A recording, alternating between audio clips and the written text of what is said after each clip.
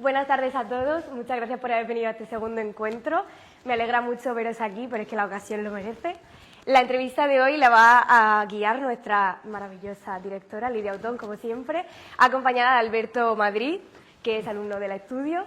Y nada, hoy nos va a acompañar un actor que nos va a entender perfectamente porque ha vivido la montaña rusa, que es nuestra profesión, de primera mano.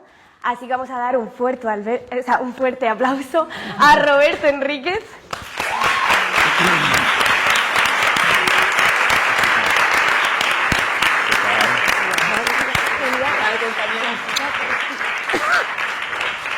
Tome asiento. Hola, ¿qué tal? Bueno, bienvenido. Bien hallada. Nosotros hemos pasado un ratito juntos antes. Sí. Hemos estado comiendo y nos hemos puesto al día después de no sé cuántos meses que no nos veíamos. Pues unos cuantos, ¿no? 6, 7, Sí, por ahí, ¿no? Bueno, no, desde enero. Diciembre, enero, febrero, desde marzo, enero, abril. que parece muchísimo tiempo y al mismo tiempo que se ha pasado volando. Cierto. Bueno, qué ganas tenía de que estuvieses aquí. Ya hace meses que me puse en contacto con él, pero no había manera de cuadrar horarios, porque es un hombre muy ocupado. Está todo el día trabajando. Trabajando más o en menos. cine, en teatro, en televisión, haciendo de todo. Bueno, Bueno, voy a contaros un poquito de su currículum, ¿vale? Voy a intentar resumirlo porque es inmenso. Nacido en León. Su formación empieza en la Escuela de Arte Dramático de Valladolid y después fue alumno del Laboratorio Teatral de William Layton y continuó preparándose en el estudio actoral de Juan Carlos Corazán.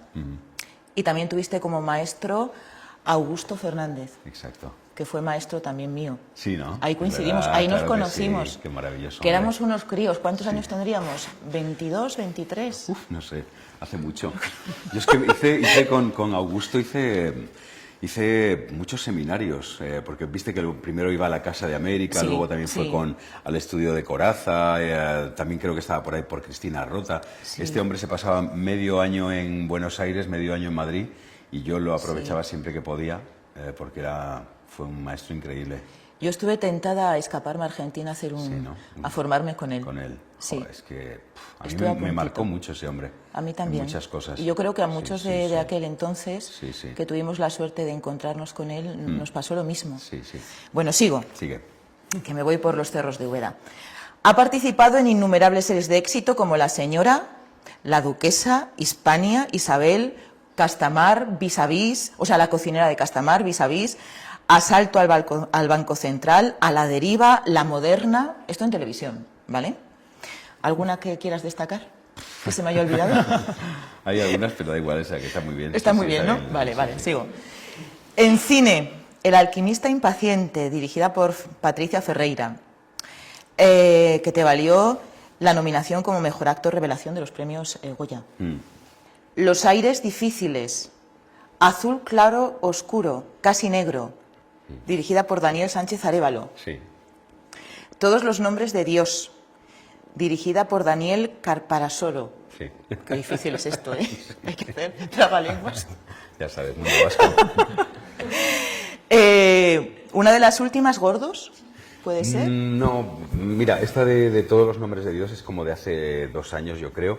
Gordos es de hace ya, pues acaso, no sé, Más. 15 años, 12 Toma ya. años, por ahí. Sí. Vale, Aves de Corral, Aves de Corral, sí, Antes es del verdad. amor, Sí, de Veda do Campo. sí. Esta todavía no se ha estrenado. Vale. La he rodado este verano. ¿Y qué tal? Pues muy bien, la verdad que la he rodado en Canarias porque ya sabéis que Canarias se ha convertido en un plató natural porque tiene unos incentivos fiscales con los que, excepto País Vasco, nadie puede competir y entonces se está rodando muchísimo. Allí la ficción podría haber transcurrido en cualquier lado porque era unos vecinos que viven en una casa y otros vecinos se van a vivir a la casa de al lado.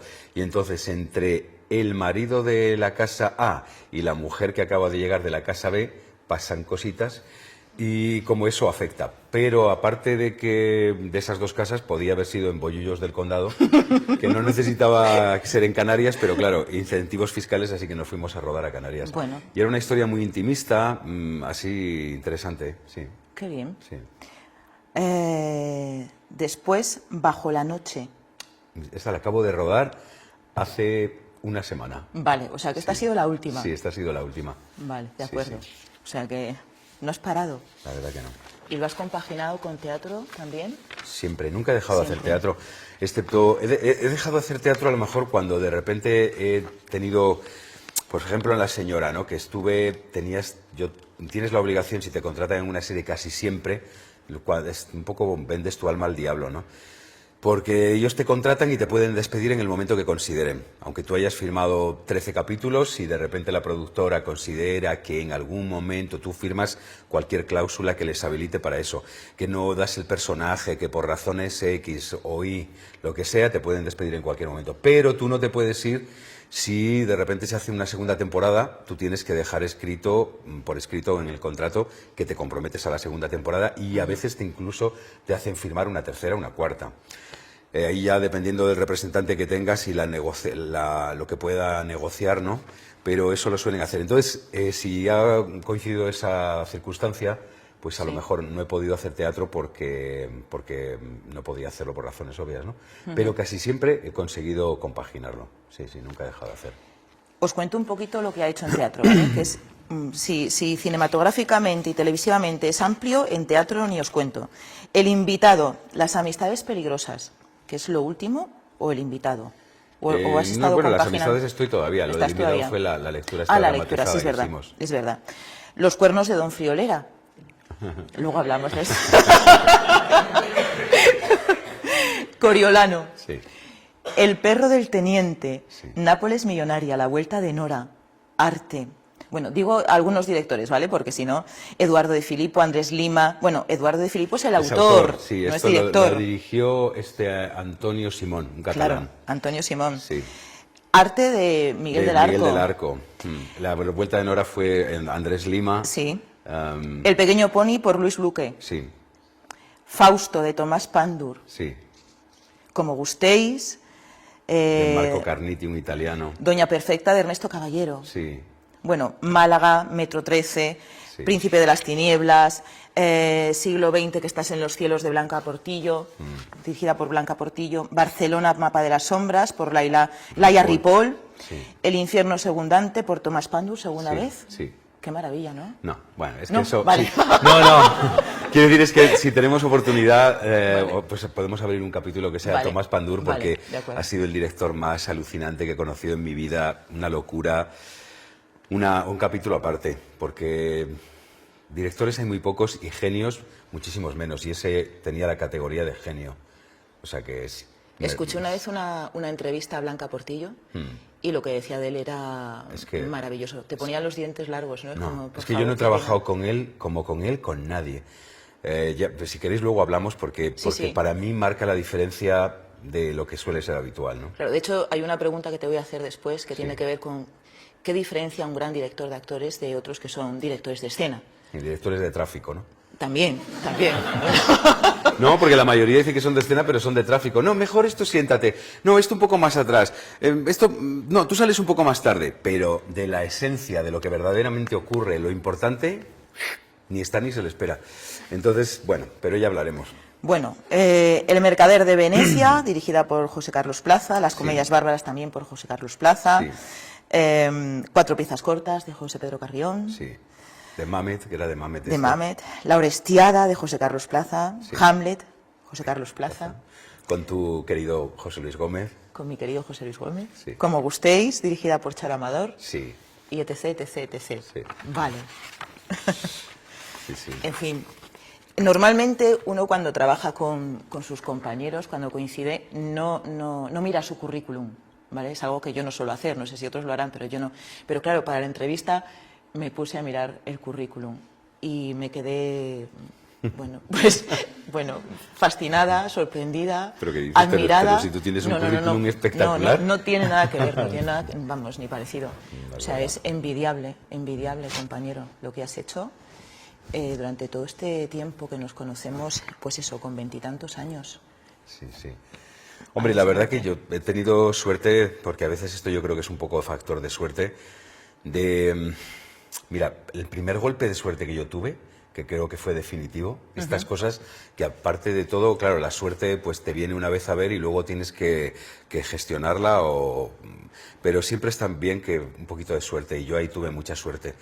Entonces yo estaba terminando la Escuela de Arte Dramático, la ESAD, en Valladolid, que mi profesora de interpretación era Charo Amador, una profesora que también era profesora de la RESAD, era simultánea. Muchos, como Valladolid estaba tan cerca de Madrid, pues la mayoría de los profesores eran de la RESAD, que iban a dar clases a la ESAD de Valladolid, ¿no? Y en el AVE se tarda 50 minutos, por aquel entonces no había AVE, pero en coche se tardaba menos de 2 horas, ¿no?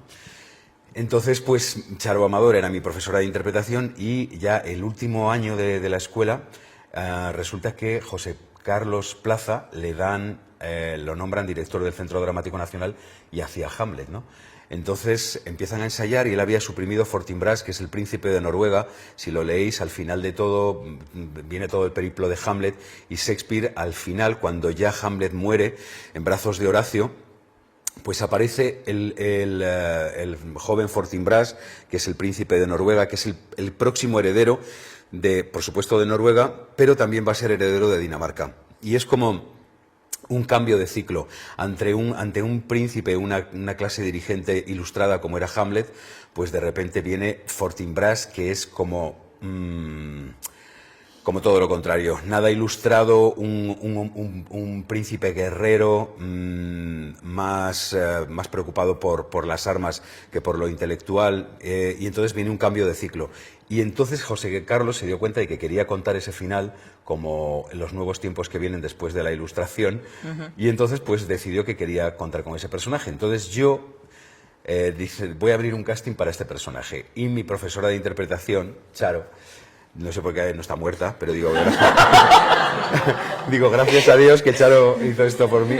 Y entonces dio mi nombre, entre otros, creo que éramos 7 cuando yo me presenté al casting.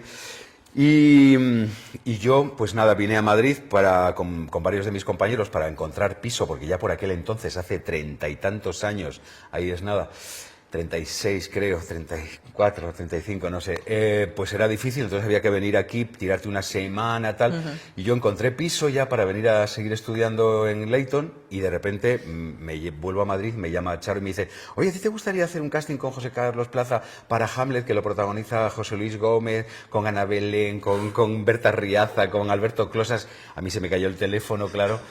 Y entonces hice el maldito casting y me cogieron a mí. Y entonces ahí, recién egresado de la escuela, empecé a trabajar pues con 21 años, pues con todos estos monstruos. Yo, claro, salía en un momentito hacia la mitad de la función que decía 3 frases de espalda. No, príncipe, no sé qué, yo, sí, por aquí, bla, bla, bla. Nada, de espalda, y luego salía al final, cuando ya había todo un campo sembrado de muertos, estaba, ya sabes, Hamlet como acaba, pues todo el mundo muerto, y entraba yo ahí diciendo que aquí entraban las nuevas generaciones, ¿no? Y claro, yo me pasaba toda la función primero preparándome, yo iba preparándome ya desde que salía de casa para hacer la función, y tenía 2 frases, ¿no? Y luego todos los días viendo la función, excepto media hora antes de salir, que yo ya ahí me ponía a prepararme como un loco, y entonces veía la función todos los días de todos los compañeros, y pues eso fue un golpe de suerte brutal, porque de salir de la escuela que dices, ¿qué hago ahora? Que además es un síndrome cuando acabas los estudios. Romper el condón también, pero el condón es más complicado, pero el cordón umbilical es complicado, ¿no? Y entonces yo no tuve que pasar por eso, yo recién roto el cordón, me salió trabajo, y ahí estuve 5 años en el Centro Dramático Nacional haciendo estos títulos a las órdenes de José Carlos, o sea, fue... Es que esa era mi primera pregunta, o sea, ¿cómo era tu llegada a Madrid después de haber estudiado en Valladolid? ¿Cómo fue poner un pie aquí y de repente, bueno, y un pie fuera de la escuela, pero ya me lo has contestado? Sí, y realmente, pues yo me siento muy privilegiado por eso, que de verdad que creo que ha sido el mayor golpe de suerte que he tenido en mi carrera, porque fue el primero, me permitió estar en un sitio pues con un director que primero le gustaba hacer compañía. Entonces yo entré, le caí en gracia y entré dentro de su compañía, y me llamó para las comedias bárbaras de Valle Inclán, que hicimos las 3 comedias bárbaras en los sábados y los viernes y sábados hacíamos las 3 comedias que duraban como 7 horas. Eso lo vi yo Eso lo viste, ¿no? En el Campo Amor. No, eso en el Campo Amor. En el Campo Amor. Es verdad. Sí. Que fuimos yo al empezaba Campo a estudiar Amor. teatro Claro, allí. Claro. Sí. En aquel teatro maravilloso. Sí.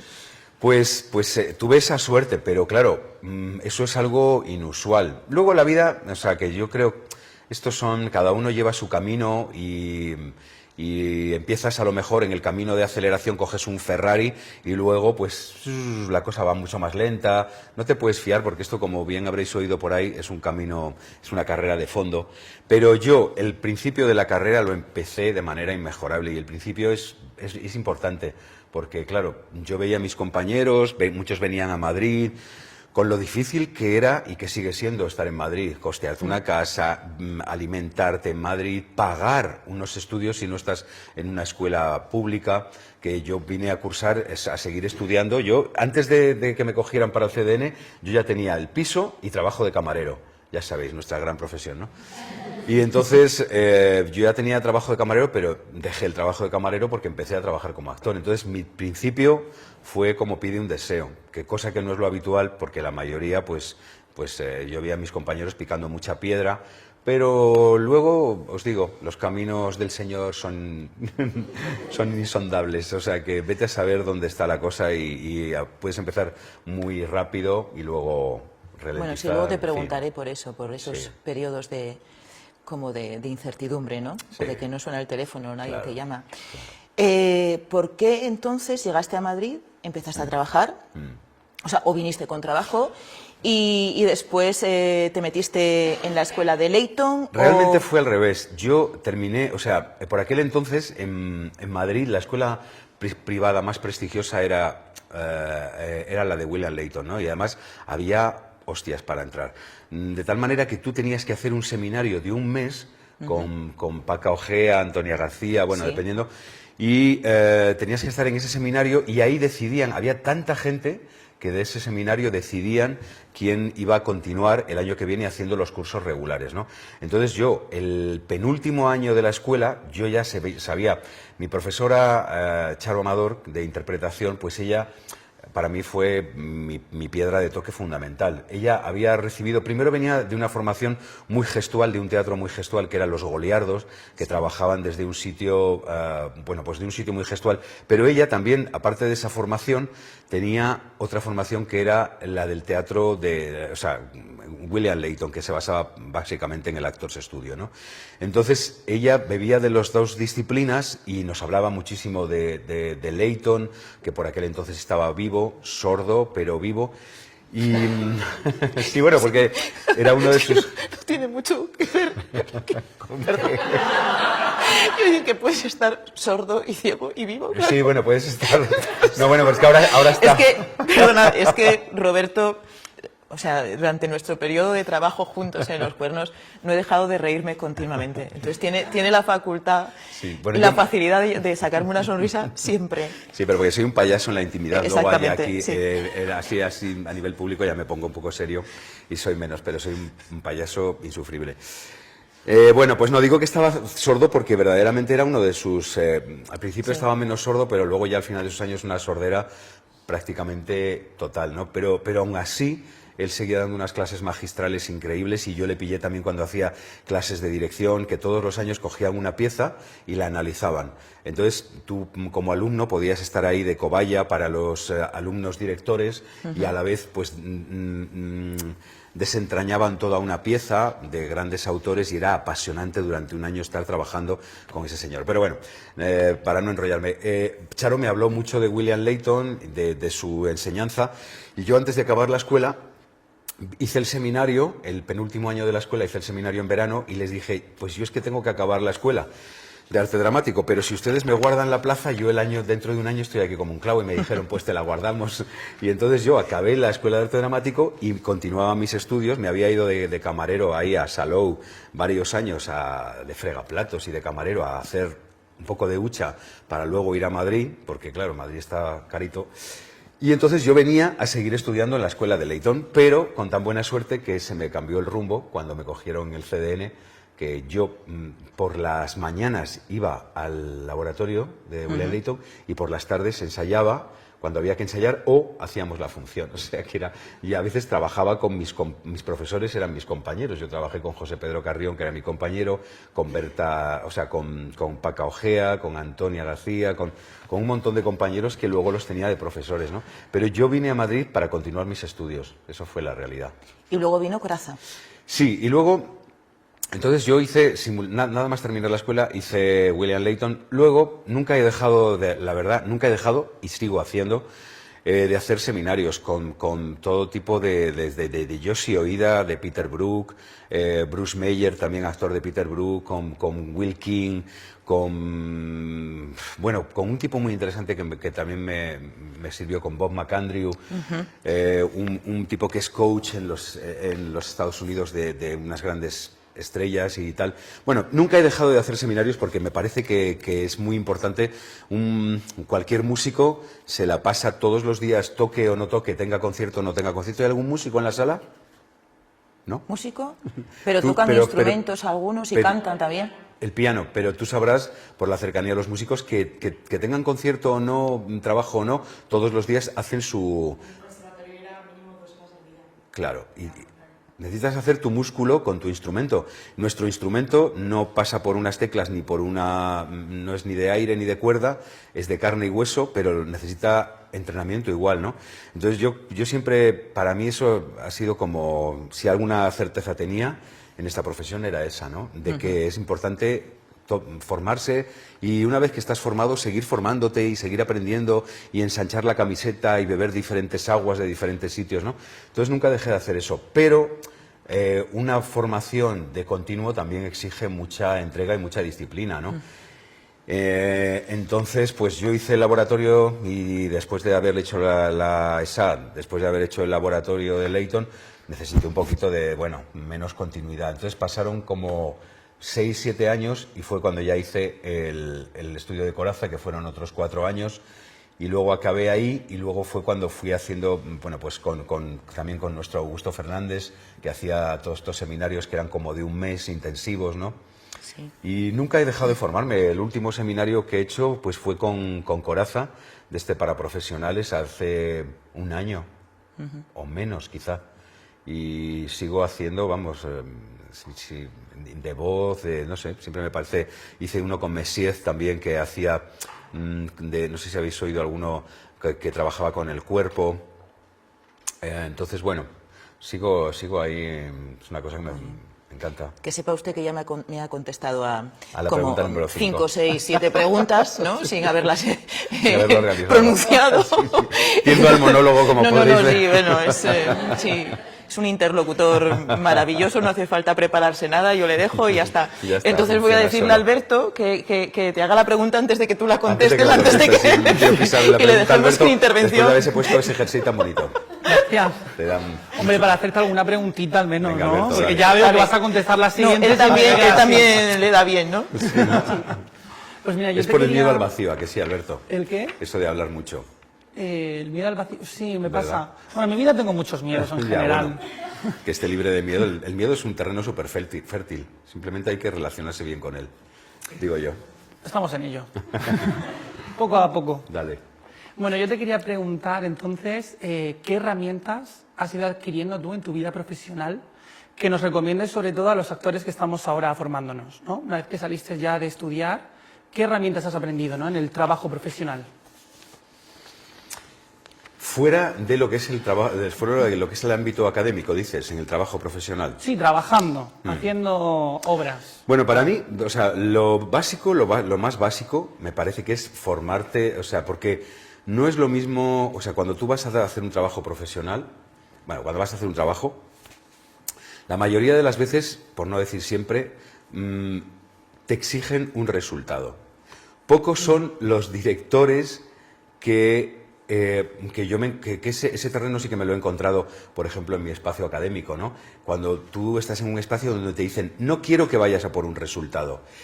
El resultado caca. No queremos un resultado. Queremos investigar, ver qué pasa en esta situación. No vamos en busca del resultado, porque el resultado, ¿cómo es esta frase célebre de lo mejor es enemigo de lo bueno, ¿no? Ir a buscar un resultado probablemente te aleje de encontrar otras muchas cosas. Entonces, Eso lo he encontrado casi siempre en un ámbito académico. Cuando estás trabajando, primero, la mayoría de los directores, directoras, van a por un resultado y no, incluso si tú reivindicas ese espacio para no dar un resultado, sino para buscar, se pone muy nervioso. Bueno, pero que esto es clase, vamos a hacer un trabajo, ¿sabes? Se ponen un poco nerviosos porque quieren ver el resultado ya. O si es en cine, televisión, ni te cuento, es aquí te pillo, aquí te cepillo, ¿sabes? O sea, no hay tiempo como para muchas no hay tiempo como para muchas investigaciones. Entonces, donde verdaderamente tienes este espacio de libertad es en las clases, ¿no? Te enfrentas a una escena y casi nunca se va en busca de un resultado. Se va en busca de que tú descubras cosas en la escena. Luego ya a eso se le dará una forma, que creo que es el final del proceso, ¿no?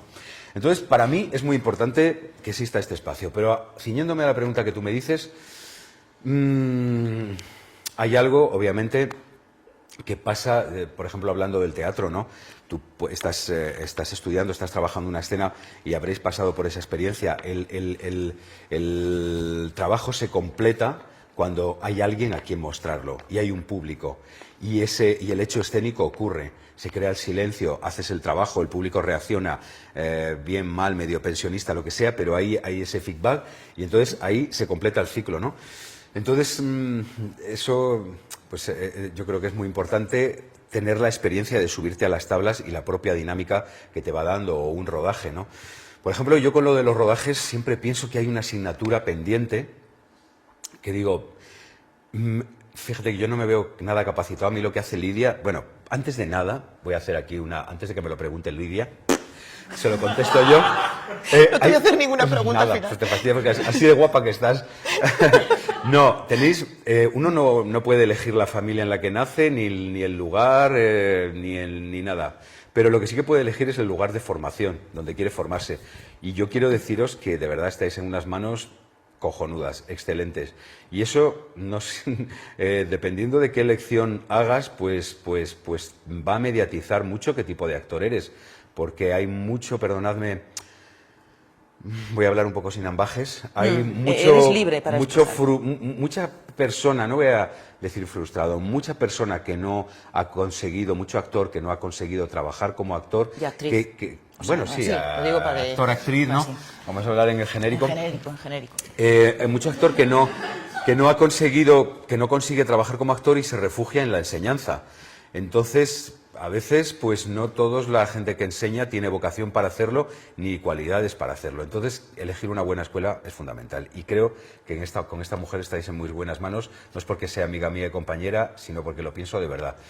Entonces, bueno, importantísimo eso. Pero lo que te digo, lo que hace Lidia de verdad me parece muy encomiable, yo no me vería nada capacitado. Pero hay una cosa que sí, y es, por ejemplo, todo lo que tiene que ver con la técnica en el cine y en la televisión. O sea, a ti te enseñan en la escuela, vive en el compañero, bebe del compañero, recibe del compañero. No te masturbes tú, sino que te lo genere él, que te cree el trabajo, déjate transformar, tal. Luego estás con esta enseñanza y llegas aquí y te dicen, bueno, pues ahora no le puedes mirar a él, tienes que mirar al borde de la cámara.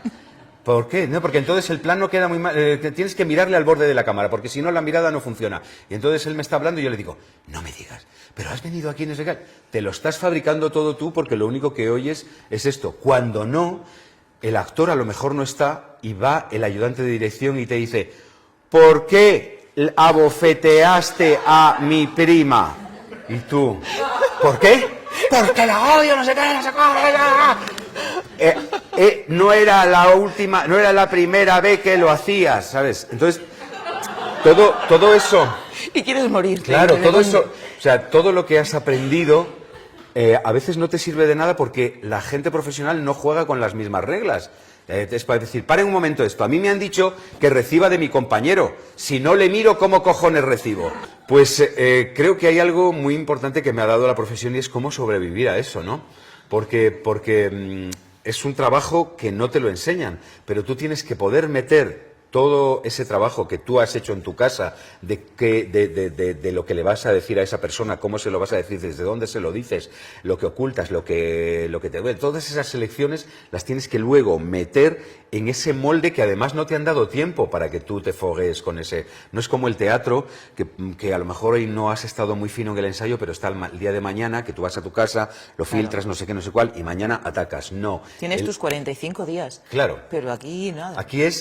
Aquí, ya, tienes que estar despierto, vivo, Entonces, yo recuerdo una que fue maravillosa en Isabel, mi reina, que yo hacía de Mulay Hassan, el sultán de Granada. Y entonces tenía una escena con mi hermano, que me estábamos hablando, yo estaba delante de mi espejo y me ponía el turbante.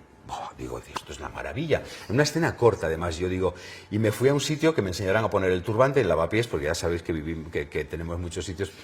Y entonces yo fui ahí, digo, oye, necesito que me ayudéis a poner el turbante, ¿cómo se pone tal? Me enseñaba a poner el turbante y claro, luego con una compañera, digo, foguéame en la escena, digo, porque yo necesito ponerme el turbante en tiempo récord, porque cuando acaba la escena, además, nos íbamos del sitio. Total, venga, me pongo el turbante, no llegas, me cago en la puta.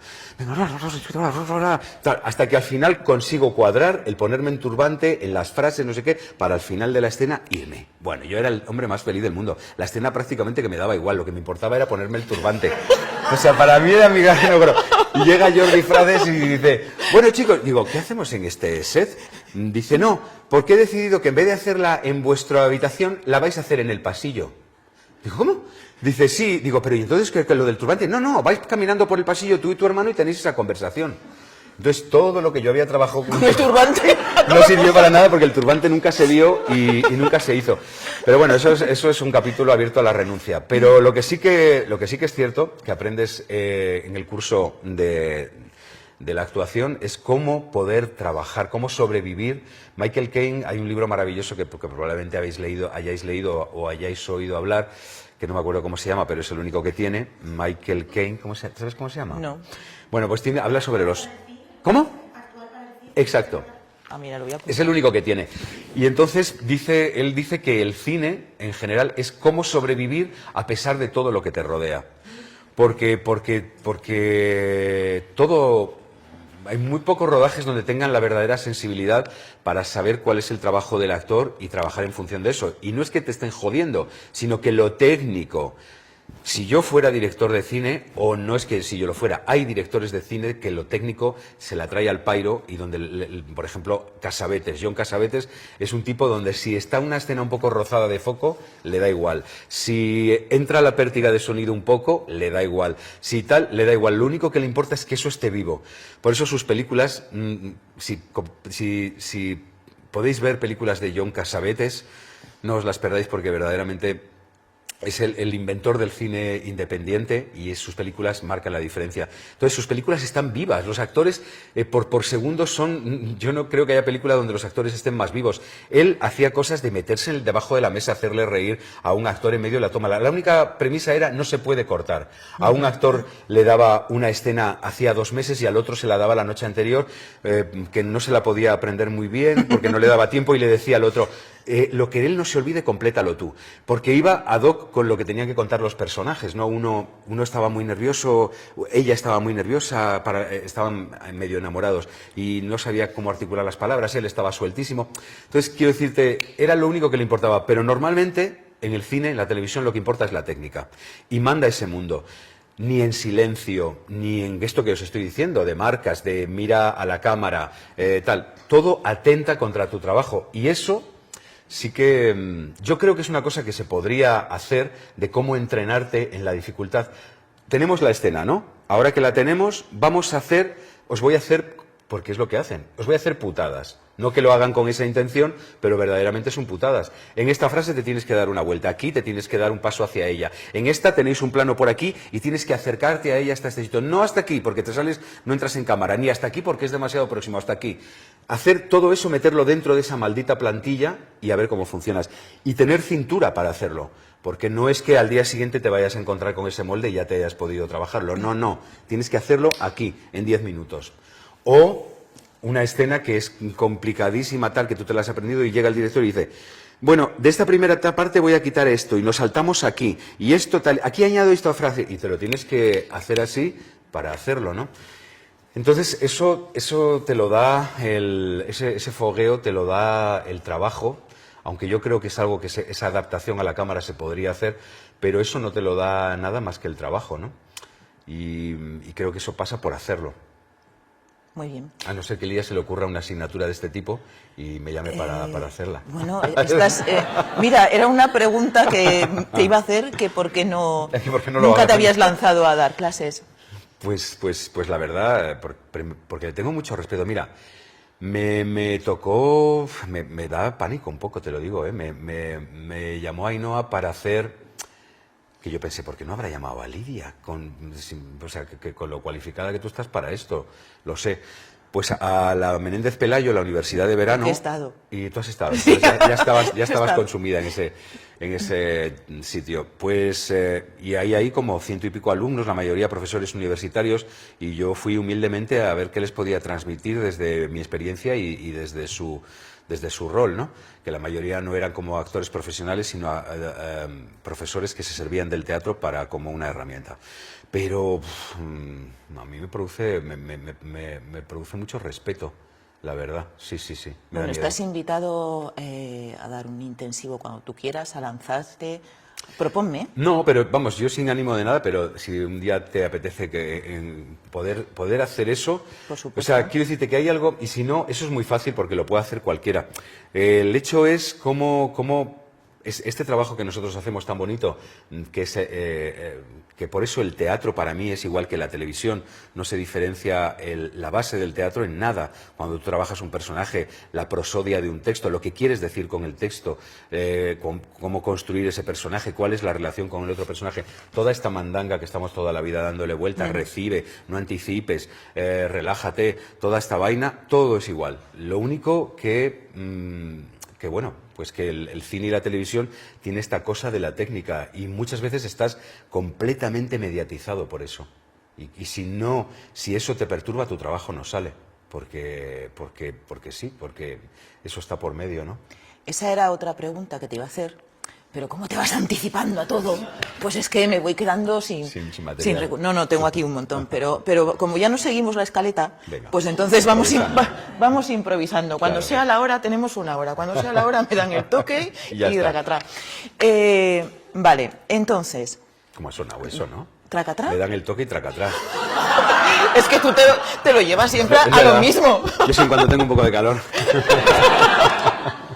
Vale. Venga, dale. Que es que como empieza a reír no paro. Vale, entonces, retomando con esto que has dicho de los personajes y del medio, ¿crees que hay una diferencia entre prepararse un personaje o interpretar en el cine, en la televisión, en el teatro? ¿Hay una manera, un medio, un método diferente? ¿O que el actor tiene que formarse como actor y después pulsar la tecla o reducir o girar el volumen, ir adaptándose? ¿Tú qué crees? ¿O lo que has hecho tú? Sí, yo creo que en el cine siempre trabajas en un plano mucho más realista, ¿no? Básicamente es realismo. Luego está la dificultad del personaje, que esté más cerca de ti, más lejos de ti, que tengas que hacer una construcción, que tal, no sé qué, pero casi siempre trabajas en un plano más realista. Luego, en el teatro, yo por lo menos siempre trabajo desde la conexión con algo que yo le pueda aportar a mi personaje, sea el estilo que sea, pero no es lo mismo hacer un Shakespeare que hacer un Valle Inclán, hacer Ionesco o Harold Pinter o no sé, en el teatro creo que los estilos del teatro, o sea, el teatro conforma mucho la forma de trabajar, pero bueno, eso también lo define un poco el trabajo del propio director, directora o el trabajo con los compañeros, ¿no? Pero creo que hay más diferencia en ese sentido, o el teatro es, para mí, la gran diferencia del teatro con respecto al cine es que en el cine, dependiendo, porque también hay mucho cine experimental y el cine no se puede hablar de una manera reduccionista, pero en general el teatro es el espacio abierto a la imaginación. No se puede competir con un cine. En un cine te aparece una pradera inmensa verde lleno de amapolas, o una estación de tren llena de gente que baja, trenes que entran. Eso, el teatro no puede competir con eso, pero podemos competir con un espacio vacío y generar que ese tren está llegando en ese momento y la estación está llena de gente y tal, y lo podemos generar con la magia del teatro, ¿no? Entonces, a partir de ahí, es como el estilo de interpretación en el teatro se define mucho más por el trabajo que esté haciendo el director, la compañía, sí, el autor, el dramaturgo, sí. Claro, entonces es más diferente, ¿no? Ahí sí que encuentro, porque básicamente en el cine suelen ser historias más realistas donde te ciñes a... Yo, por ejemplo, en el cine lo que hago mucho es quitarme texto. Quitarme texto porque muchas veces es muy retórico, ¿sabes? Y te lo adaptas a ti. Sí, bueno, primero Haces adaptarlo a mí, si el autor director o autora directora no es demasiado celoso, siempre intentas negociar tal. Pero, por ejemplo, ahora en la película esta que acabo de hacer, muchas cosas me parecía que estaban sobreexplicadas. Y yo le decía, y afortunadamente tenía esa ascendencia sobre el director y me dejaba negociar, le decía, pero esto yo ya lo he dicho aquí y además esto creo que lo puedo decir, lo digo con la intención, no hace falta que lo subraye, lo estoy diciendo con toda la intención, todo mi subtexto es esta frase, no hace falta que la diga porque es explicitarlo, o yo creo que con esta mirada lo arreglo, el cine es fundamentalmente imagen, ¿no? El teatro pasa mucho más por la palabra, aunque hay teatro gestual, como bien sabéis, ¿no? Pero sí, yo lo que hago más en cine es quitarme texto, pero esto que dices de los estilos yo creo que pasa más por el teatro, ¿no? Y cuando te preparas una audición, un casting, ¿marcas la diferencia? ¿Lo haces de manera diferente, un casting, una audición o...? ¿Si es para teatro o para cine? Sí, o para televisión. Pues mira, para teatro hace muchísimos años, yo creo que de las pocas veces que he hecho casting fue con Tomás Pandur.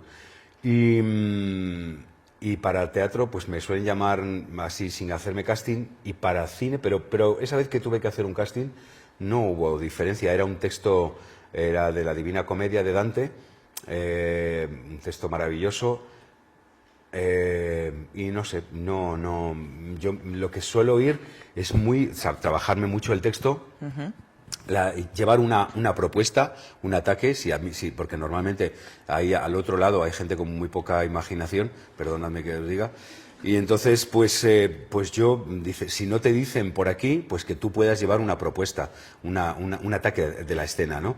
Entonces yo llevo mi propuesta y luego tener la cintura suficientemente engrasada para que no te quedes, que tu propuesta no te haga estar libre para viajar a otros sitios, porque a lo mejor te dicen que vayas al sitio diametralmente opuesto, no porque consideren que el personaje o en la escena pasa eso, sino porque a lo mejor lo que están probando es qué capacidad de adaptación tienes, sí, de flexibilidad, ¿no?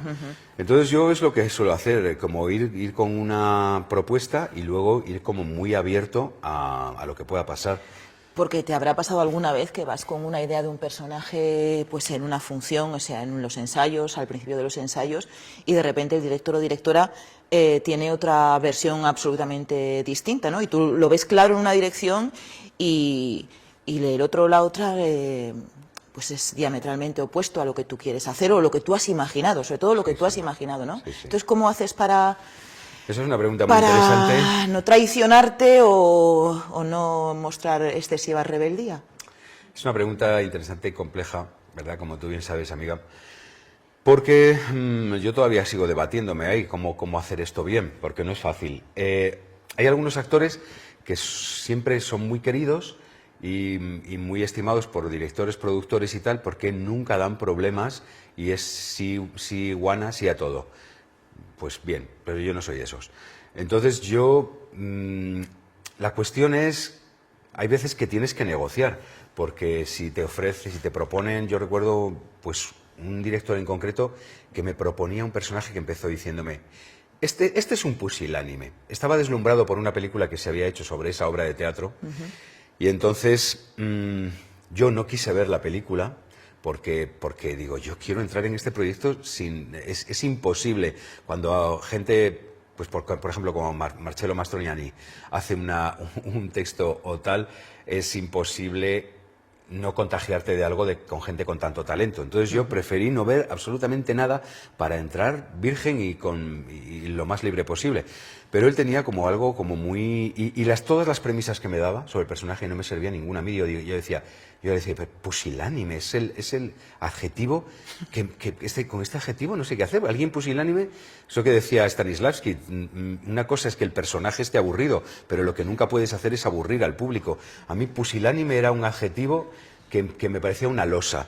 Y yo pues digo, yo no lo veo así, y luché y eso te genera enfrentamientos a veces tienes un director que sí que te puede dejar probar y otras veces que se resisten y ahí viene la negociación.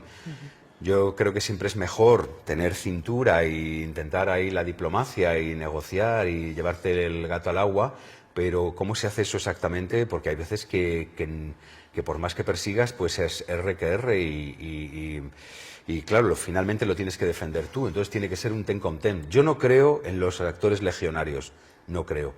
Hay actores que son así, lo llevan muy a gala, de decir, a mí lo que me diga el director, hago. Digo, a mí es que me tienen que convencer. A mí me tienen que convencer y luego ya, mira, como un kamikaze, le pongo mi alma, mi sangre, mi carne, mi voluntad, mi energía, le pongo todo lo que tengo. No me guardo nada, pero de alguna manera tienen que convencerme y seducirme para llegar a ese sitio, porque si yo no creo en eso, va a ser como querer hacerlo bien porque me lo piden, pero yo no puedo aportar nada a eso, ¿no? Y entonces, pues eso a veces genera problemas, porque claro, yo tengo una amiga, por ejemplo Silvia Bascal, que yo siempre digo, qué hija de puta, cómo admiro tu manera de ¿Torear? Sí, de torear, porque ella nunca, no sé cómo lo hace, pero no se confronta con el director y al final acaba haciendo lo que ella quiere. No sé, y yo siempre soy de los de, vamos a ver, sí, pero vamos a ver. Doy fe. Por esto, no sé qué, claro, pero ¿cómo va a ser así, si tal y no sé qué? Y me pongo como más confrontativo y todavía con la edad que tengo no he conseguido aprender a probar un poco más la otra escena. Lo intento, pero no me sale mucho. Me sale más enseguida el que va con toda la artillería, tal y cual. Pero yo soy de los que, y eso me ha pasado en teatro y me ha pasado en televisión y me ha pasado en cine, por ejemplo, en televisión. Recuerdo en La Señora que tuvimos ahí un poco de problema algunos compañeros porque llevábamos haciendo una serie durante varias temporadas, tenías el personaje y entonces te proponían unas escenas que dices tú, pero vamos a ver, si mi personaje ha dicho esto en esta... El mayor guardián de tu personaje eres tú, porque en una serie de repente hay 3 directores, 4 directores. El capítulo 1 lo dirige fulano, el capítulo 2 lo dirige Mengana, el capítulo 3 lo dirige tal. Van cambiando los equipos, pero tú estás siempre ahí y eres el guardián de tu personaje. Entonces yo decía, pero vamos a ver, ¿cómo puedes decir esto si dije anteriormente aquello y luego lo que hice fue esto otro? Entonces esto es incoherente. No, bueno, pero sí. Siempre vienen las excusas de mal pagador. No, bueno, pero si esto tal, no sé qué, no sé qué. No, yo no me lo creo. Esto no, yo tengo que creer en esto. Y entonces ahí peleando mucho, afortunadamente había una gente detrás sensible y entonces los directores fundamentalmente recogían propuestas y luego se reescribía y se transformaba, pero no viene exento de llega un momento que dicen que tocas los huevos, tocas los huevos, el estar diciendo esto toca los huevos, es mucho más, genera mucho menos polémicas si tú dices sí a todo. Bueno, pero aún así no has parado de trabajar. Sí, no he parado de trabajar. Te han llamado continuamente, sí. A pesar de tocar los huevos. Sí, bueno... Algo muy bueno harás. A mí no me gusta nada esta escena. No puedes decir esto. Es que esta frase yo no la puedo decir. Yo creo que siempre tienes que decir, yo esto no lo veo así, pero... Y romperte la cabeza para decir, podría decir, o creo que sería mejor... ¿Sabes? Ofrecer una alternativa, porque si solo generas un problema, vas a ser el que genera problemas. En un momento en el que en un rodaje las cosas van así, no hay tiempo. A ver, ¿qué es lo que...? Quería comentarte algo del texto. Entonces, tiene que ser, quería comentarte algo del texto y que no sea este que viene a generar problemas, sino esto de aquí, ¿qué te parece si en lugar de decir esto, digo esto otro? Porque tal, y ofrecer una alternativa, o no decir nada porque dices, creo que sería mejor no decirlo porque aquí esto ya lo cuento, ¿sabes? Entonces, ofrecer alternativas. Intento no tocar los huevos y hacerlo de la mejor manera posible, pero creo que también, finalmente, el público no va a leer unos subtítulos que diga abajo, El actor no estaba, en esta escena, el actor no estaba muy convencido de lo que decía, por eso le verán ustedes con cierta falta de credibilidad o le verán un poco más tenso. No, al final, el que dicen, qué mal está ahí fulano, ¿no? Sí. Nadie va a saber por qué. Y entonces tú tienes que también defender tu trabajo. Sí, sí, sí. Y tienes que decir, joder, ¿por qué? Porque es así. Y bueno, y eso a veces pues no se entiende porque piensan que estás, pues eso, este es un caprichoso, pero yo creo que si argumentas con sentido común y tienes propones algo alternativo y tal, bueno, pues creo que es menos difícil que si simplemente te quejas, ¿no? Vale, me parece bien. Antes de que se nos escape el tiempo, tengo muchas preguntas, pero te quiero preguntar porque tú has empezado por Tomás Pandur, Sí. ¿vale? Antes de que Sí, de sí, repente nos antes vayamos de por que me otros enrolle temas. con otras cosas. Ya que estamos tocando la dirección, háblanos de tus procesos con él, de cómo fue ese primer momento, ¿no? Ese conocimiento, ese primer montaje, supongo que fue como todo un descubrimiento, por lo que has contado o has dejado entrever, ¿no? Y qué te aportó o qué te cambió, qué te modificó, qué te transformó. Pues mira, en el fondo me siento, como os dije antes, un verdadero privilegiado y afortunado por haber trabajado con un genio, ¿no? Y luego me siento muy desgraciado por haber trabajado con él, porque una vez que pruebas ese trabajo, todo es como, no sé, es como probar, yo qué sé, a mí es que no me gusta el caviar, pero como probar caviar de beluga y luego verte marginado a comer siempre hamburguesas de McDonald's, ¿no? Pues entonces, pues hay algo así, ¿no? Y este hombre, yo creo, nos pasó a todos... Muchas gracias. Debería bebérmelas yo todo porque soy el que más hablo. No, bueno. Para eso estás aquí, para Claro, hablar y efectivamente, contarnos. para hablar aquí como un cotorro. Pues fue increíble. Lo que nos pasó todos en el infierno de Dante, que lo hicimos en el Centro Dramático Nacional, primero aquello tuvo que ver más con la energía que puede ser un concierto rock que con una obra de teatro. Todo era como una especie de pecera acristalada, enorme, un edificio como de cristal donde los personajes estábamos dentro, la mitad de la obra o un poco menos, luego se abría eso, pero todo eran espejos y íbamos microfonados porque con música de Goran Bregovic. Y este señor nos consiguió enamorar a todos, pero cuando digo a todos fue a todo el teatro. Todos los técnicos estaban on fire, las maquilladoras, los maquinistas, todo el mundo era como... Era una energía brutal. Y básicamente este hombre tenía un texto, obviamente, pues como ejemplo de Fausto o como ejemplo de El infierno de Dante, ¿no? Tenía un texto y la manera de abordarlo hacía mucho trabajo de elenco, mucho trabajo físico, mucho trabajo de improvisación y hacía una cosa. Primero, no era el azote de los técnicos en este sentido. Nosotros íbamos ahí a la Jorge Juan y de repente, o a Almendrales, que también ensayamos allí, y desterrado el chándal. O sea, no quería ver un chándal. Había una burra de vestuario que tú tenías ahí con unos vestuarios que flipabas. O sea, es como que había hablado con el vestuarista, con la vestuarista y le había dicho, quiero esto, quiero tal. Y traía material. Había una burra llena de vestuario que tú era como un... Yo qué sé, te ponías esto, te ponías lo otro, te despertaba la imaginación, no era un pantalón de chándal, era ropa que tenía historia, que tenía poesía, que contaba ya algo, que te la ponías y te invitaba a jugar. Eso para empezar. Las luces no era con luz de fluorescente, entonces no era en cualquier sitio, sino que era en un espacio donde había puesto unas luces que generaban un ambiente. Se traía músicas. Y entonces, dentro de que empezábamos todos en un mambo, que él nos iba proponiendo en una improvisación, nos iba dando directrices y de repente nos metía dentro de una improvisación. Dentro de una improvisación en la que tú volabas y ahí te pedía el texto o empezabas a hacer la escena, o a veces ni siquiera haciendo la escena, ni siquiera jugando con el texto, sino aproximándote. Entonces era como increíble. Porque salían unas cosas por parte de todo el mundo alucinantes. El problema verdaderamente consistía en cómo repetir, porque decía, eso es lo que quiero. Y entonces tú te ibas a tu casa y decías, ¿y cómo hago yo otra vez lo que he hecho esta noche? Pero si no sé ni cómo he llegado ahí, si ha sido, no creo que pudiera repetir esto. Y volvías a repetirlo, ¿no?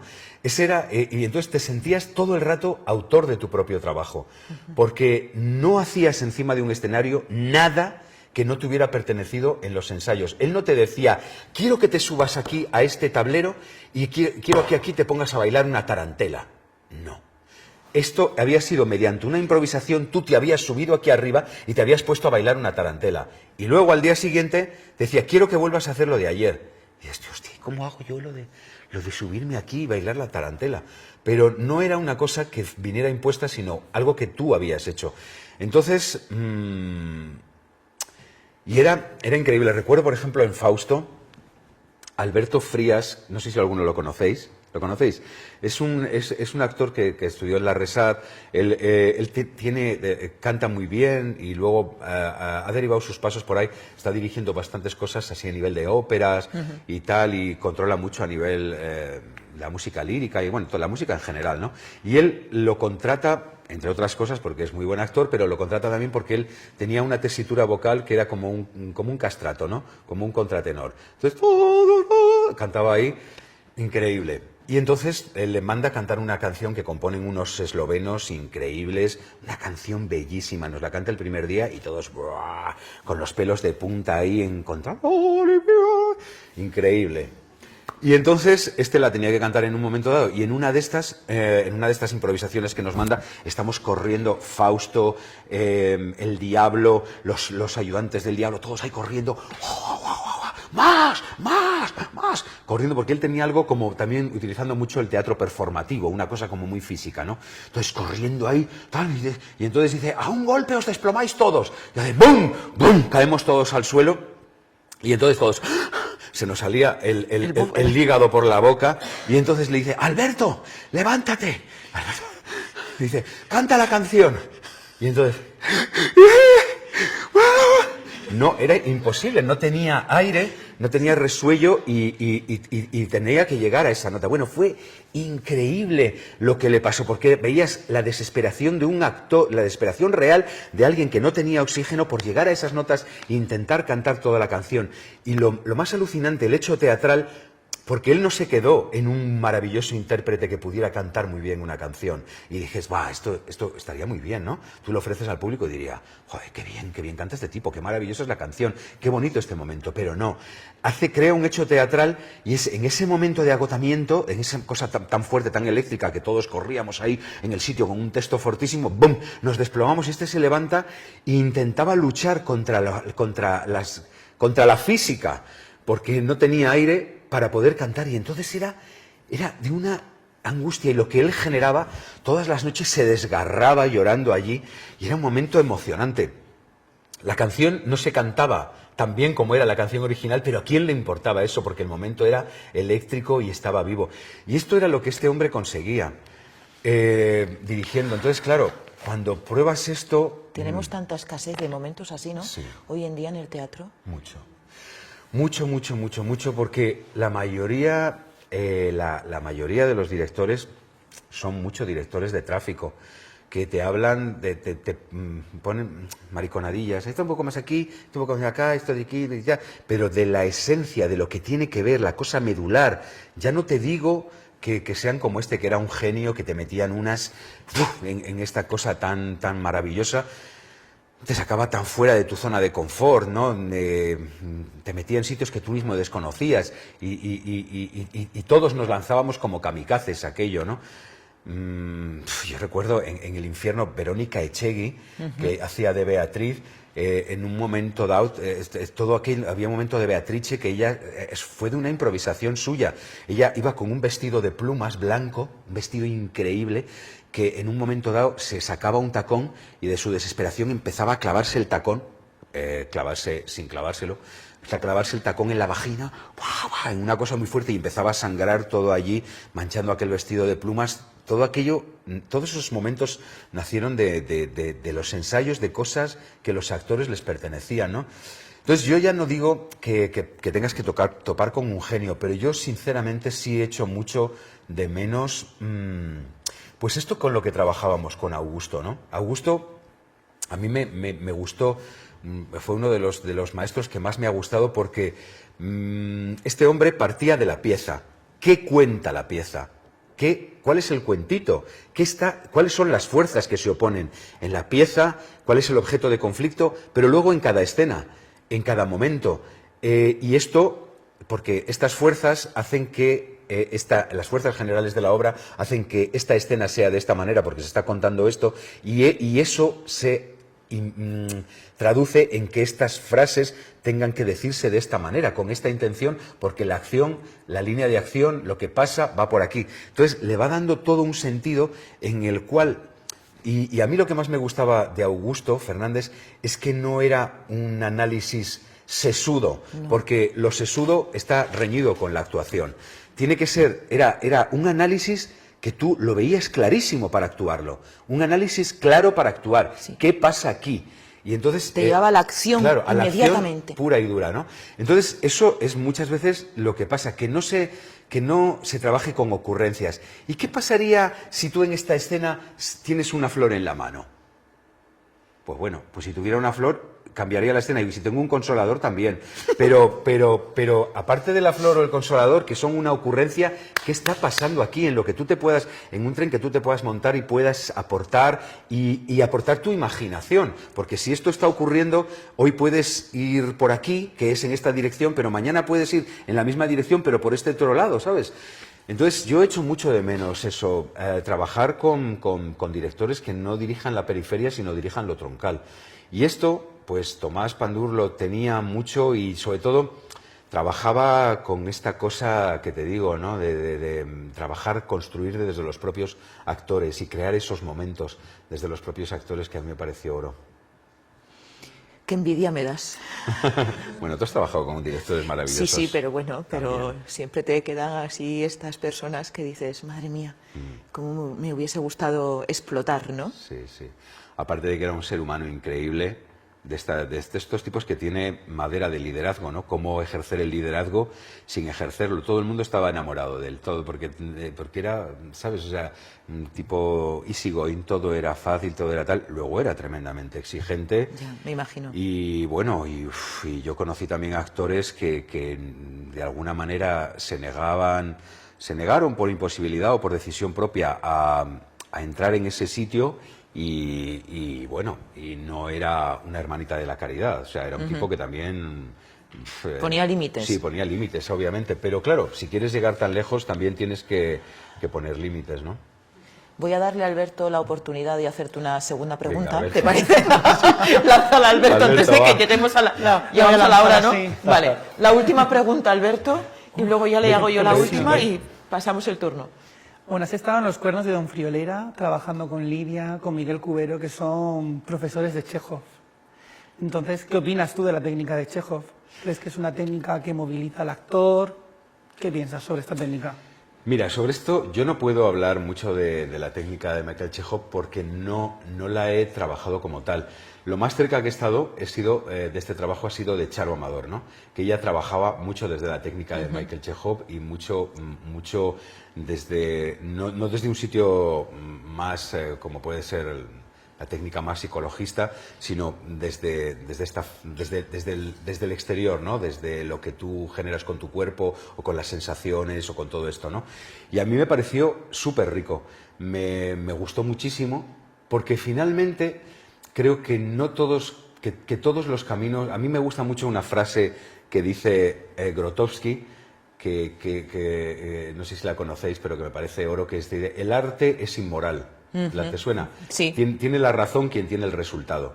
Entonces, a mí, si tú accedes a ese resultado mediante la técnica de Chekhov o accedes a ese resultado mediante la técnica de o wherever de técnica, es lo que va a importar. Y además que hay una cosa que bueno, que creo que también que es interesante de esto con lo de la inmoralidad, de llegar a las cosas, en el sentido de que tú, si quieres ser actor, tienes que tener la mentalidad de un asesino y jugar con todo, desde las cosas más sagradas a lo más perverso, a lo más íntimo. Quiero decirte que no puede haber límites, porque nosotros tenemos que saber que todo esto es un juego y que lo único que quieres es... Yo creo que todos los actores estaríamos dispuestos a hacer lo que fuera porque nuestro personaje se iluminara hasta el último recoveco de ese personaje y de todas las circunstancias que tiene y todos los momentos, ¿no? Y estaríamos dispuestos a hacer lo que sea. Entonces, desde ese sitio es desde donde yo lo contemplo.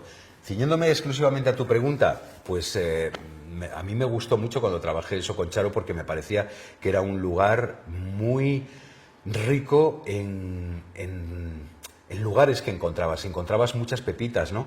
Pero no menos que otros lugares, ¿no? Pero me parecía muy rico en ese sentido de que trabajar poniendo sobre esa base a mí me despertaba muchísimo la imaginación y sitios que no estaban preconcebidos, ¿no? Que no tenían que ver desde una cosa intelectual, sino algo que te encontrabas con ello, ¿no?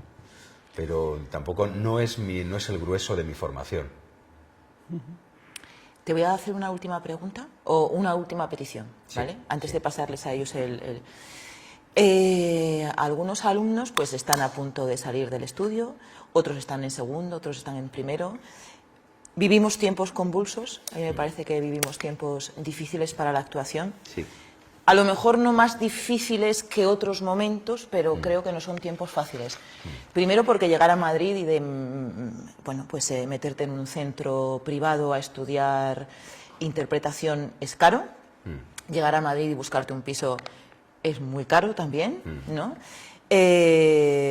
Socialmente tampoco es un momento que podamos tirar cohetes. Estamos rodeados de censura. No podemos contar muchas veces libremente lo que queremos, como creadores, ¿no? Porque te arriesgas a no tener giras, te arriesgas a no tener bolos, a no ser contratados muchas veces, ¿no? Entonces, si tuvieses que aconsejarles algo para que no tirasen la toalla, para que mantuviesen la ilusión, esa ilusión primera que muchas veces yo creo que está idealizada, en otras veces no, tiene mucha tierra, pero creo que a veces no somos conscientes de lo que es una formación actoral. ¿Qué les dirías? Bueno, yo os diría que esta época nuestra no es más dura que yo qué sé. Por ejemplo, cuando te encuentras con compañeros muy mayores que han vivido todo lo del franquismo, toda la dificultad, la censura que había, que hacían funciones matinales, hacían matinal, vermú, tarde y noche. Hacían 4 funciones en un día, tenían repertorio, no tenían día de descanso, cosa que afortunadamente hemos ido ganando. No estoy hablando de que...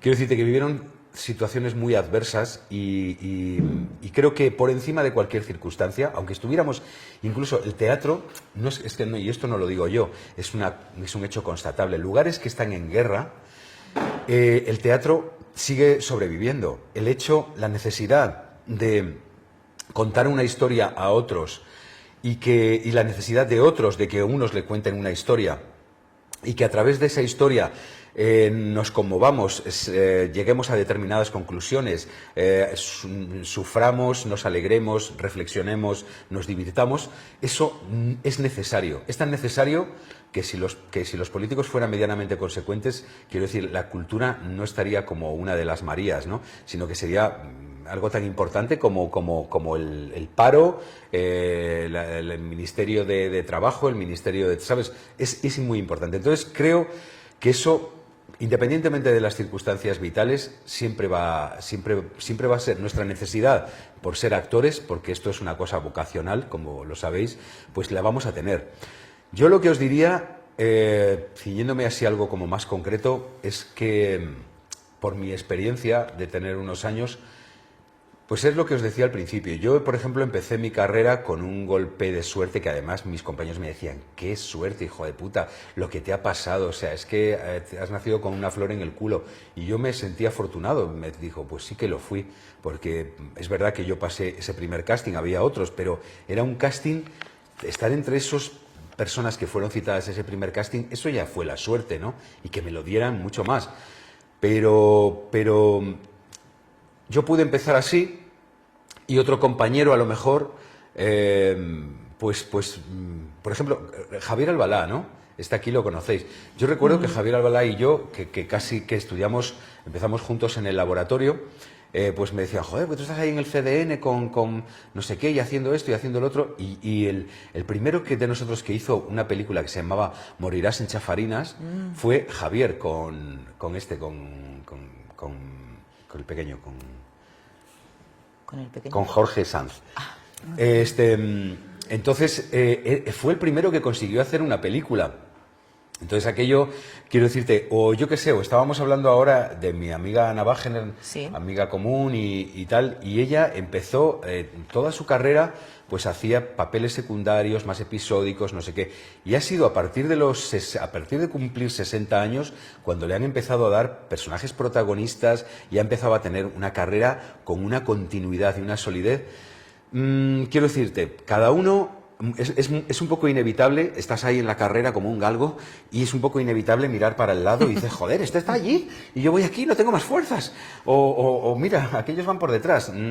La carrera es larguísima, en el mejor de los casos, y cada uno lleva su propia carrera. Entonces yo lo único que os diría es que contra viento y marea, que confiarais en vosotros, y que no os importe mirar hacia, o sea, que no miréis hacia el lado porque fulano o mengana le esté yendo mejor o porque le esté yendo peor, que os concentréis en vuestra propia carrera, que estéis preparados y engrasados. Sé que es una inversión, yo por lo menos me he gastado un dineral en pagar seminarios, cursos y demás, pero porque yo creo que es el dinero mejor empleado cuando está bien enfocado. Claro, hay veces que de repente fulano de tal, director de casting, da un curso de interpretación. Dices tú, ¿por qué hacemos ese curso? Que yo también los he hecho. Dices, ¿porque te conozca fulano de tal o porque verdaderamente va a ser un maestro de actuación? Pues por lo primero, obvio, ¿no? Entonces quiero decirte que si eliges bien quiénes son los maestros con los que te formas, eso lo vas a llevar, va a ser tu bagaje. Y cuando te llegue la oportunidad, si estás bien entrenado, si estás bien engrasado, si tienes formación, si tal, vas a poder acometer esa experiencia. Esa experiencia va a poder ser exitosa porque tú estás preparado para hacerla. O va a ser el tanto por ciento de lo que consigas va a venir avalado por lo que tú hayas conseguido trabajar. Entonces yo en eso siempre he confiado y creo, y eso es lo que creo, que tienes que tener fe, esto que dice Nina, la gaviota, ¿no? Que tengo fe en mí misma. Hay que tener fe en uno mismo, inquebrantable, y antes, si estás ahí persiguiéndola, antes o después llega ese momento. A veces es duro porque tienes que hacer trabajar mucho como camarero, pasar muchas estrecheces, comer mucha pasta, y etcétera, etcétera, ¿no? Pero no sé, ¿se puede elegir? Yo creo que no, ¿no?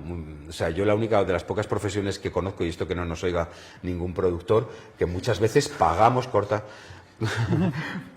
por hacer nuestro trabajo. O sea, a veces te dicen, es que no hay dinero, tal, no sé qué. Y bueno, pues por el gusto de hacerlo, por la necesidad de hacerlo, no cobras o incluso a veces pones dinero y lo pierdes o cosas así. Esto solo ocurre en nuestra profesión, porque es como una necesidad. Entonces, pues ya que tenemos esa necesidad y es como un yonki que no podemos quitarnos la heroína y además no queremos, pues entonces pues estar ahí y confiar y tener la cabeza, que esto es lo más complicado, ¿no? Aparte porque hay una cosa que tiene que ver con el trabajo, con trabajar con el instrumento, y luego hay una cosa que es extra instrumento, y es cómo estoy yo con mis propias circunstancias, con el hecho de que no me salga trabajo o con el hecho de que me salga y esté viviendo un tormento, porque no me entiendo. Mi compañero es insoportable. El director que tengo me parece un cero a la izquierda. Circunstancias adversas, pero tú tu trabajo lo tienes que hacer y aún así tienes que sobrevivir a eso y es tu obligación. Y entonces, pues, ¿cómo tener tu cabeza en el mejor sitio? Que eso ya no sé qué consejo dar, porque eso, vete a saber, es muy ¿no? delicado. Es muy delicado. Pero creo que también tenemos que intentar estar medianamente higiénicos mentalmente para no irnos a la mierda. Todos sabemos, Antes hablaba con Lidia de esto, ¿no? El tenis, por ejemplo, cuando dos tenistas están ahí, falta el match point para ganar y uno tiene miedo a ganar y el coco le traiciona y pierde, o empieza a fallar y tal. Está en nuestro coco muchas cosas, ¿no? Entonces, ¿cómo intentar estar, pues eso, cuidarnos mentalmente, para estar en el mejor sitio posible con las circunstancias que tenemos? Cuando estás incluso a veces en el triunfo también, ¿eh? Porque a veces la gente dice, bueno, pero ¿de qué se queja este si está ahí en la cresta de la ola? Gestionar el triunfo a veces es tan difícil como gestionar el fracaso, porque tú estás ahí y que no volverte tonto, no creerte no sé qué. El ego. El ego, efectivamente, también es difícil de gestionar. Entonces, estar ahí medianamente higiénico con la cabeza y luego trabajarte mucho como actor. Cuando terminéis aquí vuestra formación maravillosa con Lidia y con los otros profesores, yo os animaría a que que os oxigenéis un poco y volváis a la carga, ¿sabes? Porque el trabajo, Stanislavski decía que un actor empieza a entender que cosas de su oficio, no de una manera intelectual, sino sí, el cuerpo, cuando el cuerpo se da cuenta de lo que ha aprendido, ¿no? Efectivamente, cuando verdaderamente lo interiorizas es cuando llevas 10 años, decía él, de relación con tu profesión, ¿no? Entonces, la formación no se acaba aquí. Yo os recomendaría que hicierais pues un seminario con no sé quién, un curso con no sé cuál. Si os cuesta dinero, pues que os quitéis de otras cosas y lo invirtáis aquí, porque es el mejor sitio donde vais a poder invertir el dinero, invertirlo en vuestro propio actor, ¿no? Y si no lo tenéis, pues yo qué sé, intentad hacer los cursos que hay en AISG o en la Unión de Actores, en tal, en cual, pero que estéis activos, cread grupos de entrenamiento. Si no podéis acceder a otra cosa, cread grupos de entrenamiento donde unos os coachéis a los otros y podáis daros un feedback y estar engrasando la maquinaria, pero que no dejéis de estar ahí y en el mejor mood, porque si te sale la cosa y estás hecho una mierda, pues no lo vas a conseguir. Tienes que salirte y además comértelo bien. Entonces, pues son muchas obligaciones, pero bueno, esto es lo que tiene nuestro trabajo.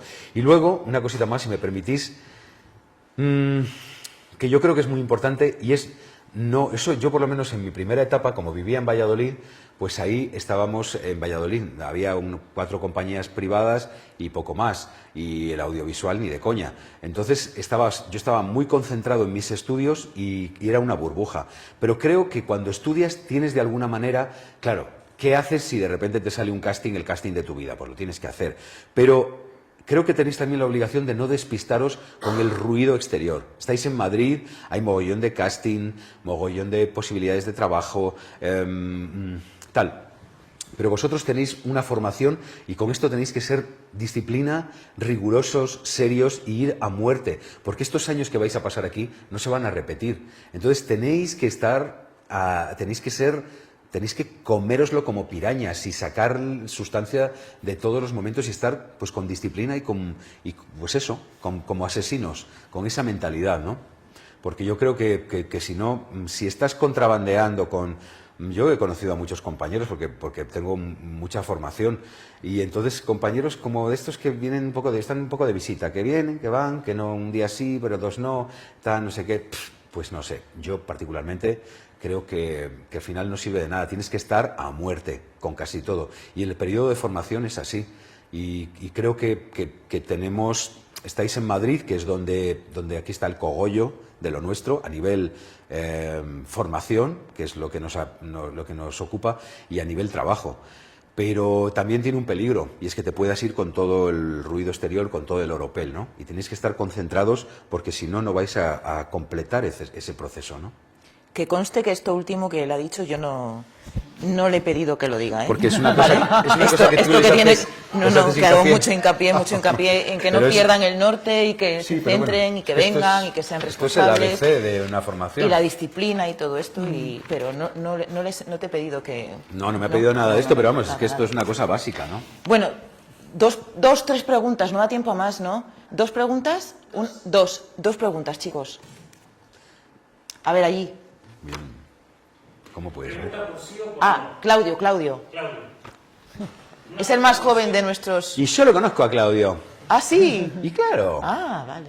nos conocimos de antes. Por sí o por no. Entiendo que la mayoría de los buenos directores o deseables directores son actores. ¿Sí o no? No. No. Necesariamente. No. Además, te digo que yo he trabajado con muy buenos directores, ni siquiera pedagogos, o sea, quiero decirte, he trabajado con muy buenos actores que son nefastos pedagogos, o sea, que no tienen ni idea de cómo transmitirlo. De verdad, pero sorprendente. Ni tampoco como directores. No creo que vaya de la mano. Es verdad que hay directores que son actores y son buenos en las dos cosas, o son buenos directores y tal, pero no tiene por qué ser, no per se una cosa va de la mano de la otra. Es más, incluso a veces he trabajado con actores que siendo directores me he preguntado, pero ¿cómo siendo actor o actriz puede decir esto o hacer esto, que es un desconocimiento total de cuál es la necesidad de un actor, ¿no? Entonces, aunque sí que es verdad que también es un campo natural, que muchos actores desde la actuación van y dan el salto a la dirección, y lo hacen muy bien, en muchos casos, y creo que es algo natural, porque de alguna manera los actores, que era lo que os decía un poco antes, tenemos que ser siempre directores de nuestro trabajo. Yo creo que es muy importante, es lo mismo que la enseñanza. Cuando tú aprendes, si verdaderamente no te abandonas y confías, no aprendes un carajo, ¿sabes? Y como actor también, de alguna manera, todos estamos en busca de encontrar ese director. Quiero abandonarme a ti totalmente y que me dirijas, ¿sabes? Pero como muchas veces lo que te encuentras es pues el vacío, pues tienes que aprender tú a dirigir tu propio trabajo, ¿no? Entonces, de alguna manera estamos entrenados también en dirigir y por eso muchos dan el salto, ¿no? Es algo consustancial. Pero no siempre una cosa es resultado de éxito. Gracias. ¿Otra? ¿No hay? Pues bueno. Es que, claro, nos queda. amigo, Con todo lo que has soltado tanto que no has dejado lugar a nada. Claro. Bueno, tengo que entregarte una cosa, Ay, mamá. que lo tengo aquí. Esto es un obsequio del estudio. Pero bueno, Para ti. ¿en serio? Sí. Pero para mí es un obsequio que tener alguien que me escuche. No sabéis cuánta soledad hay en mi vida. Esto ya era un regalo. Claro. No será un libro. No. ¿Una taza? Bueno, es ahí nuestro... Oh, es nuestro Michael qué Chejo. bonito, me encanta. Dale la vuelta, anda, dale la vuelta. Ay. ¿Ves? Y aquí viene tu nombre, que lo sepas, ¿ves? Muchas Y este gracias. es Michael Chejo ahí de jovencito, que lo tenemos pintado en el estudio. Qué guay. Y nada, Muchas gracias. para Muchas que tengas gracias. un recuerdo de... Pues aquí tomaré mi café. Bueno, yo estoy pidiendo una para el mío. Ah, sí, ¿eh? Sí. Guay. ¿Con quién hay que hablar? Yo ya la he pedido. Por favor. Con producción. Por favor, producción. Pero Vamos a ver. es bonita, es ¿que sí? preciosa, sí, Es sí, muy sí. bonita. Muy bonita. Sí. Muy Nos cool. ha hecho el dibujo, que lo tenemos en grande en el estudio, nos lo ha hecho un artista de Lavapiés. ¿Cómo se llama este hombre? Tetux. Tetux. Petux. No, Tetux. Petux. Tetux. Pues nada, qué guay. Así que por Tetux. Es preciosísimo. Por Tetux. Por Tetux. Parece un poco de Asterix, ¿no? Por Tutatis y por Tetux. Bueno, infinitas gracias, ¿Qué dices? amore. Ha sido un gusto. Sabes que donde tú me llames, ahí estaré. Bueno, sí. Y nada, y la verdad que... Pero ha te sido- tomo la palabra con lo del intensivo. Te lo digo, Sí, entre rodaje, teatro, viajes... Yo sí, un día me comprometo, vamos, además así de manera desinteresada, quiero decirte, por ejemplo, coger una secuencia, prepararla y trabajar en ese sentido con una cámara, hacer este tipo de cosas, ¿no? Las dificultades de un rodaje, ¿cómo podemos hacer el trabajo sin que se caiga con todo este corsé? Tenemos a Jessica, que es profe de audiovisual, aquí, que está... Pues Jessica, ¿tú qué te parece esto que he dicho yo con respecto a la técnica? Absolutamente de acuerdo, es que es tan alienado este trabajo, nos obligan a estar en un sitio en el que no tenemos absolutamente nada que ver con mantener el personaje cuando te están metiendo mano para microfonarte, poniéndote en la marca con unas posiciones absolutamente ortopédicas. Es muy complicado. También creo, no sé si lo compartirás conmigo, que yo creo que... y hay directores que empiezan a trabajar de otra manera y ahí se nota mucho la diferencia, que es que la técnica no debería estar por encima del alma. de lo que está pasando. Porque claro, un plano puede ser muy bonito, el traveling alucinante, el foco que no se pierde en ningún momento, llegas al primer plano, no sé qué, todo lo que tú quieras. Pero si eso no tiene alma, a los 10 minutos ya estás diciendo, pues yo luego tengo que ir a no sé qué, tengo que quedar no sé qué, te vas, ¿no? Sí, Entonces, también ha sido como muchos años de coger ese estilo a la hora de hacer cine y de coger esa grandilocuencia que se podía obtener con una gran producción y explotarla en detrimento de lo actoral. Entonces hay que intentar volver un poco a lo otro y creo que ahora sí que se está equilibrando bastante. sí, El tiempo es un gran enemigo también en el cine y hay que jugar mucho con eso. Porque fíjate, hay tiempo para ensayos. pero yo creo que eso es un tiempo que luego a la larga se gana. O sea, quiero decirte que yo creo que es dependiendo de dónde se pone el acento, ¿no? Porque yo, por ejemplo, y creo que es verdad que ahora empiezan a surgir más directores, directoras que trabajan de otra manera, que le dan mucho espacio a eso, a que la actuación esté viva, a que sea por encima de todo, ¿no? Y a permitir ensayos, incluso ya en televisión se están permitiendo como pequeños ensayos antes de... Sí, pero... Si le das espacio al actor, Pero también creo que es una cuestión de eso, de poner bien el acento. Yo, por ejemplo, trabajé con Jesús Colmenar, que es el director de La Casa de Papel, de Vis a Vis, del Embarcadero, unas cuantas.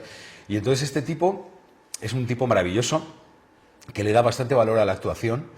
Y de repente, con respecto a lo que decías de los ensayos, fíjate, o sea, que con él ensayábamos algunas cosas y otras nos pedía, esta escena la vamos a improvisar, cosa que es que, vamos, que es inaudito, ¿no? Inaudito y que es como un deseo, ¿no? Entonces le decía al operador, al cámara, búscate la vida, llevas cámara en mano, búscate la vida y vete viajando. Le decía, esto es lo importante de la escena, aquí tal, pero fluye con lo que haya. Y escenas que improvisábamos, ¿no?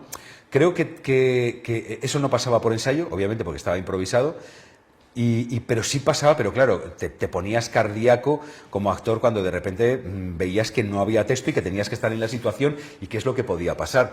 Y entonces eso era maravilloso.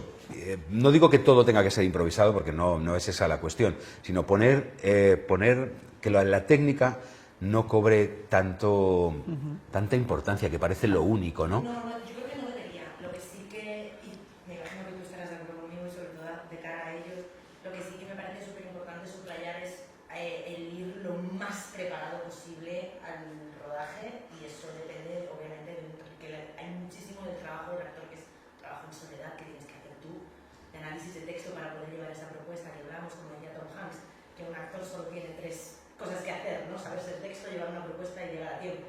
Hay muchísimo trabajo que es en soledad. Y luego tener que todo lo que has construido estés dispuesto a cambiarlo, ¿sabes? O sea, quiero decirte porque yo he trabajado con compañeros que a lo mejor han trabajado con un coach, ¿no? O han trabajado solos, me da igual, pero que han llegado es que esta escena, han llegado a esa solución y de ahí son inamovibles. Entonces, de repente, el día que vas a rodar la escena, lo que era en un exterior está lloviendo y hay que hacerlo en un interior, lo que era con turbante, sin turbante, lo que era con, ¿sabes? O sea, estar dispuesto a tener la cintura muy flexible para cambiarlo y estar vivo, ¿no? Porque el rodaje, así como el teatro es el arte de la repetición, que vas un día y al día siguiente el espectador no vuelve, el que vino hoy no viene mañana normalmente, pero tú sí que vuelves al día siguiente y ahí en esa repetición vas encontrando las pepitas de oro. El cine no, tienes que estar, el cine y la televisión, lo audiovisual, tienes que estar con todos los radares afinados y puestos ahí porque no vuelve a pasar el tren y lo tienes que trincar en el momento y estar como muy abierto, como digas... te cabrees por algo y entonces tal, te vas a la mierda. Como te lo hubieras trabajado de X manera y sea la contraria y te obceques con eso, te vas a la mierda. O sea, de qué manera poder cuidarte a ti y para que el trabajo sea lo mejor posible, ¿no? En eso estamos. Bueno, yo les hago putadas, pero voy cambiando cositas para que vean esta cosa de que hay que estar vivo y que... Qué bueno, me parece estupendo. Sí. Todas esas putadas, pues me parece muy bien que se las hagas porque son las que te hacen luego profesionalmente con esto. Te voy a hacer una putada. Sí. Que Hay que acabar. te voy a cortar. Ah, bueno, es una putada soportable. Bueno, pues nada, compañeros, que espero que os haya entusiasmado. A mí no deja de sorprenderme, así que supongo que a vosotros también. Y que muchas gracias. Ha sido un gusto. Que te amo. Y yo a ti más. Total.